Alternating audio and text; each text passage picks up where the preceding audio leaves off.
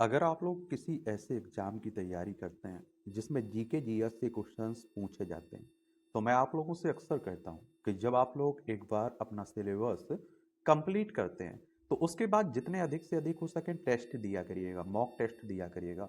Mock test देने के कई फायदे हैं। एक तो आपको आपकी तैयारी का लेवल मालूम चलेगा कि आपकी तैयारी कितनी हो चुकी है, कहाँ कमियां बनी हुई हैं।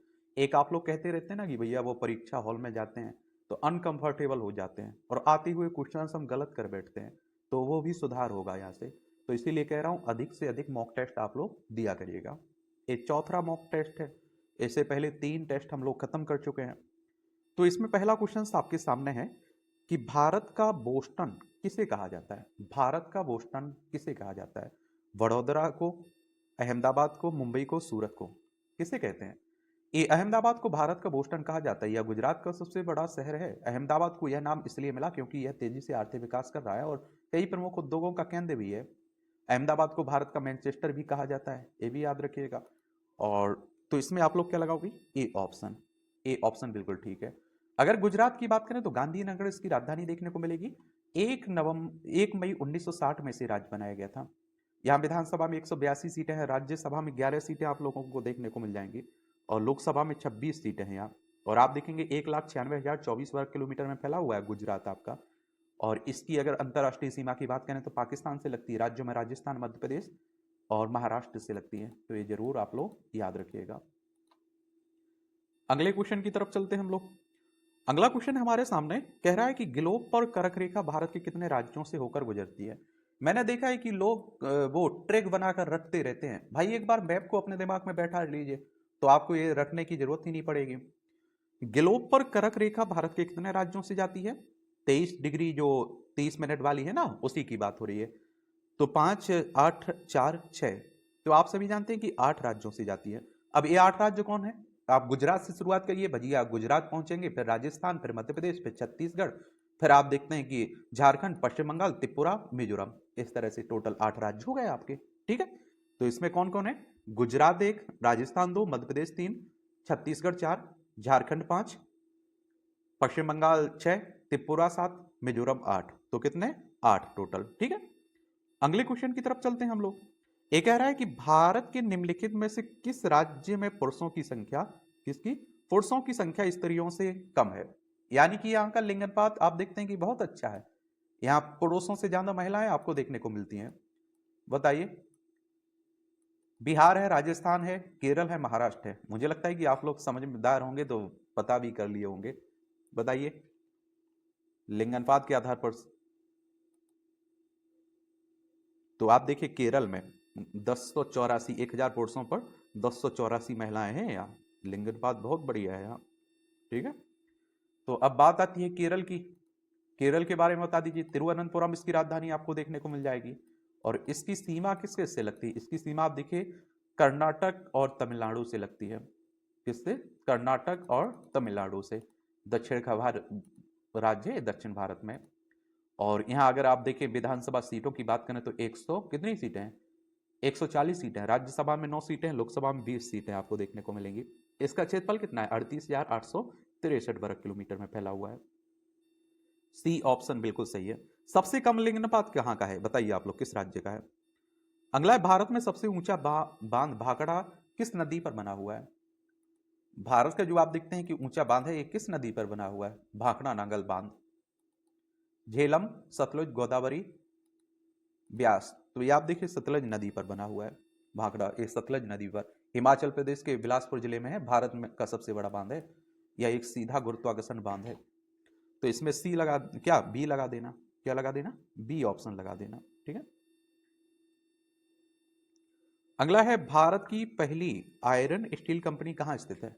भारत की पहली आयरन स्टील कंपनी कहां देखने को मिलेगी?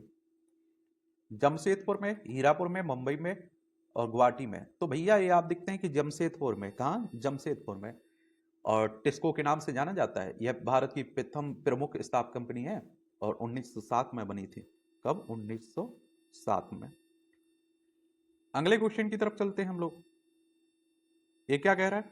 भारत का एकमात्र स्थान जहां टीन पाया जाता है। भारत का एकमात्र स्थान, ये आप देखिए कहां देखने को मिलेगा भैया? रीवा में, हजारीबाग में, सूरत में, अहमदाबाद में। तो ये आपको हजारीबाग में देखने को मिलेगा। चलिए, हजारीबाग किस राज्य में है ये तो आप लोग बता सकते हैं ना, इतना तो बता देंगे ना। उस राज्य के बारे में एक सामान्य जानकारी लिखिएगा।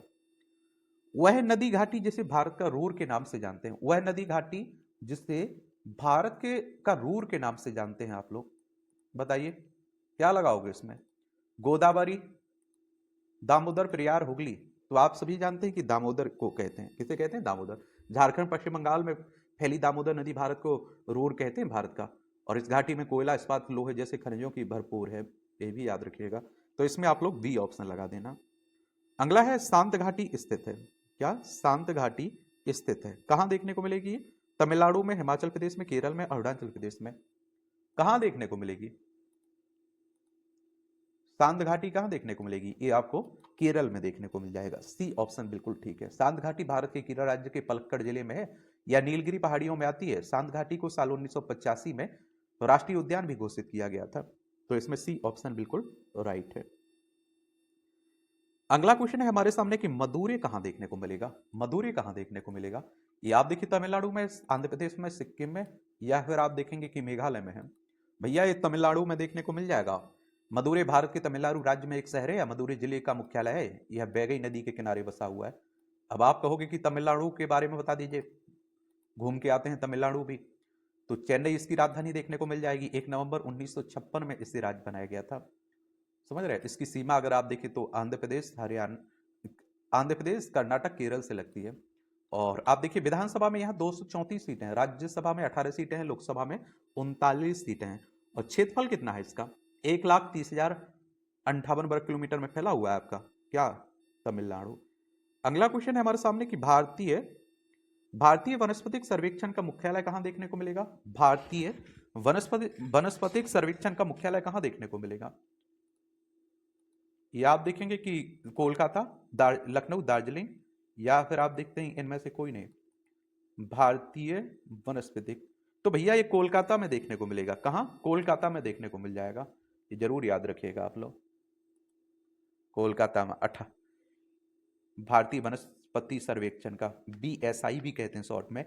ये आप देखते हैं कि 1887 में इसकी स्थापना हुई थी, 1887 में, 1887। ठीक है, तो ये जरूर याद रखिएगा। और अब कोलकाता कहां देखने को मिलता है? तो भैया पश्चिम बंगाल के बारे में सुने हैं कि नहीं सुने हो? वेस्ट बंगाल।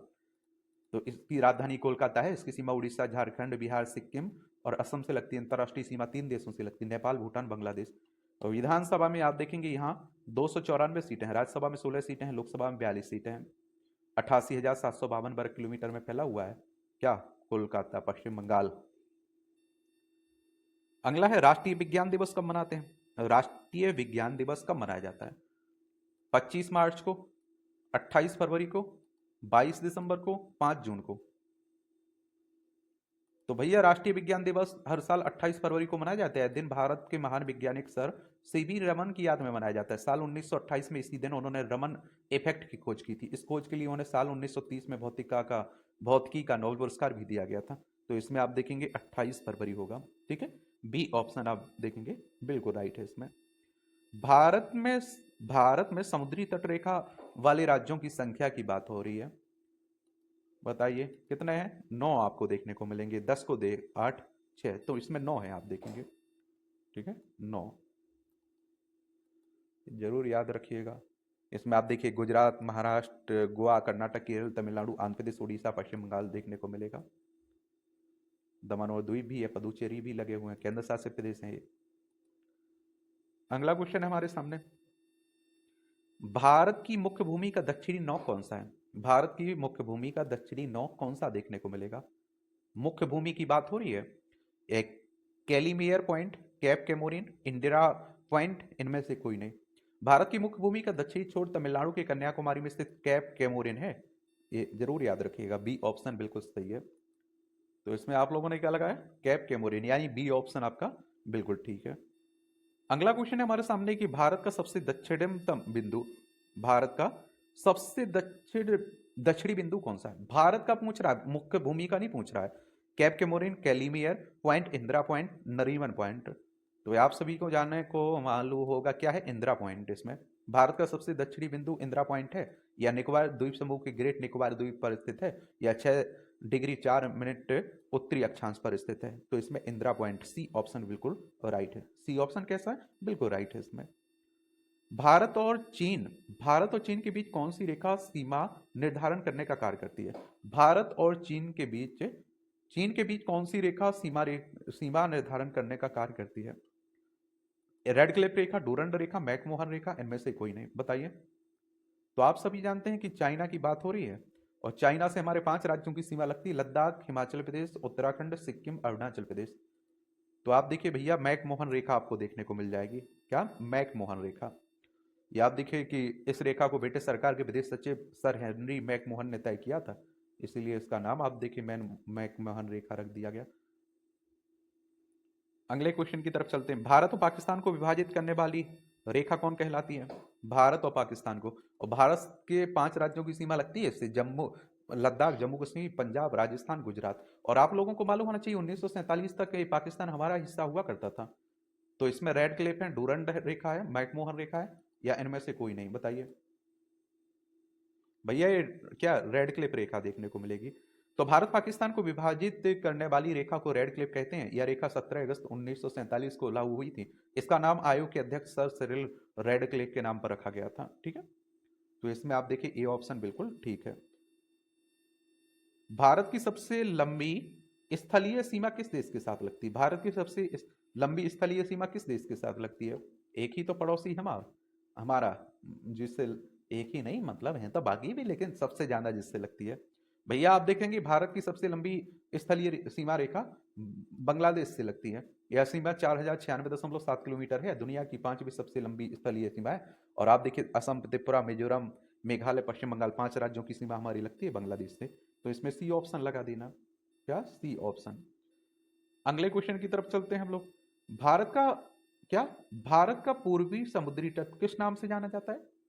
भारत का पूर्वी समुद्री तट किस नाम से जानते हैं इसे आप लोग, बताइए।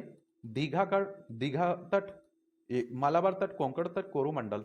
तो आप भारत के का पूर्वी समुद्री तट उत्तर में उत्तरी सरका और दक्षिण में कोरोमंडल तट के नाम से जाना जाता है, या बंगाल की खाड़ी से सटा हुआ है। तो ये आप देखेंगे कि क्या हो जाएगा? कोरोमंडल तट। डी ऑप्शन आप देखेंगे बिल्कुल इसमें राइट है। डी ऑप्शन बिल्कुल राइट है। अब बात आती है कि भारत किस गोलार्ध में देखने को मिलेगा। भारत किस गोलार्ध में स्थित है? दक्षिण पूर्वी, उत्तर पूर्वी, उत्तर और पश्चिमी, इनमें से कोई नहीं। तो भैया आप देखेंगे उत्तर पूर्वी में देखने को मिलेगा। बी ऑप्शन बिल्कुल राइट इसमें देखने को मिलेगा। बी ऑप्शन बिल्कुल ठीक है। अगला है, निम्नलिखित में से भारत की सुदूर दक्षिण भौगोलिक इकाई कौन सी है? भारत की आप देखेंगे सुदूर दक्षिण भौगोलिक इकाई, ये लक्षद्वीप, रामेश्वर, कन्याकुमारी, और आप देखिए निकोबार द्वीप समूह। तो भैया ये सब आपको देखने को मिलेंगे, निकोबार द्वीप समूह देखने को मिल जाएगा। निकोबार द्वीप समूह, डी ऑप्शन ठीक है।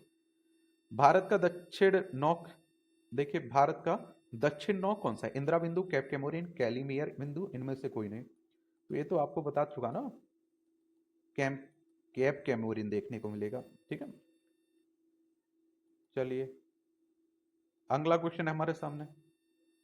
उत्तर भारत में उप हिमालय क्षेत्र के सहारे फैले समतल मैदान को क्या कहते हैं, बताइए। भाबर कहते हैं, खादर कहते हैं, दून कहते हैं, या तराई कहते हैं? तो भैया इसे क्या कहते हैं? भाबर कहते हैं। ए ऑप्शन बिल्कुल ठीक है इसमें। अगले क्वेश्चन की तरफ चलते हैं। ये कह रहा है आपसे कि भारत की उत्तरी सीमा पर स्थित पर्वत है मैकाल पर्वत। भारत की उत्तरी सीमा पर स्थित पर्वत है मैकाल पर्वत, या फिर आप देखेंगे कि हिमालय, नीलगिरी, अरावली। तो आप सभी जानते हैं कि आपका हिमालय ही देखने को मिलेगा। बी ऑप्शन इसमें बिल्कुल राइट है। बी ऑप्शन कैसा है? बिल्कुल ठीक है इसमें। अगला है हमारे सामने कि भारत के किस प्रदेश की सीमाएं 3 देशों से लगती है? नेपाल से भी लगती है, भूटान से भी लगती है, और चीन से भी लगती है। अब मेघालय, अरुणाचल प्रदेश, पश्चिम बंगाल, या सिक्किम। तो अगर आप लोग मैप को देखेंगे तो आपको साफ दिखाई दे जाएगा कि सिक्किम ही है जिसकी सीमा 3 देशों से लगती है। किस किस से लगती है? नेपाल से लगती है, चाइना से लगती है, भूटान से लगती है। राज्यों में केवल पश्चिम बंगाल से इसकी सीमा लगती है, ये याद रखिएगा। छोटा सा राज्य आप देखेंगे। ठीक है, और आप देखेंगे कि यहाँ विधानसभा में 32 सीट है, राज्यसभा में 1 सीट है, लोकसभा में 1 सीट है, और ये आप देखेंगे कि यहाँ 7096 वर्ग किलोमीटर में फैला हुआ है, ये आप देखेंगे।